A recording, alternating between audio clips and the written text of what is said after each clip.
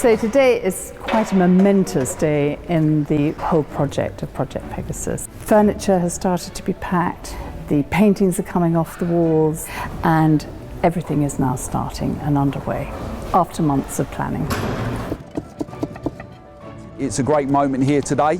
We are actually doing the first bit of work on Project Pegasus here today. We are presently breaking ground at the front part of the South Terrace.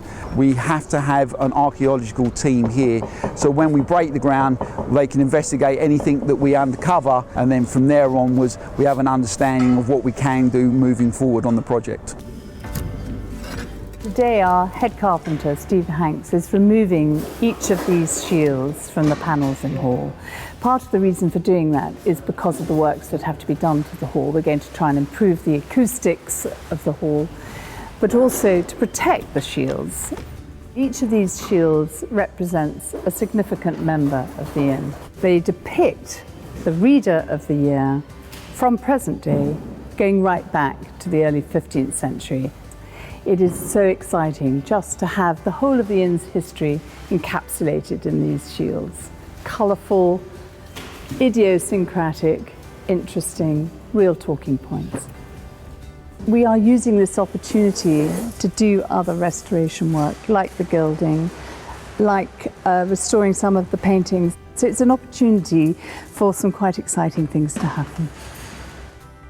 We're working here probably on about 50 frames, and some of them are going to need more treatment than others. So basically we're making them safe to travel. Mostly the older frames haven't been changed, which makes them very interesting and worth looking after. The inn goes back, hundreds of years, and our paintings fortunately date almost from the outset. The judges, even up to the 19th century, look very hard men. I suppose that's partly because they're all passing the death sentence on people, and the public perception is that they should be extremely resolute in their countenance. Particularly since the abolition of the death penalty in '65, you see a much more humane side of the law, how much less solemn our modern judges are. We're going to continue with the first phase of packing the oil paintings today. Some of the paintings are actually going to a paintings conservator. It's my responsibility to make sure that we look after the works of art and the contents that we're responsible for, and that the community of the Inner Temple are satisfied with the way that we've handled the project and the way that we've cared for their collections and their contents. Alongside packing sofas and furniture and carpets, we have sculptures that are built into the walls that have to be removed and brought down, and they weigh up to a ton.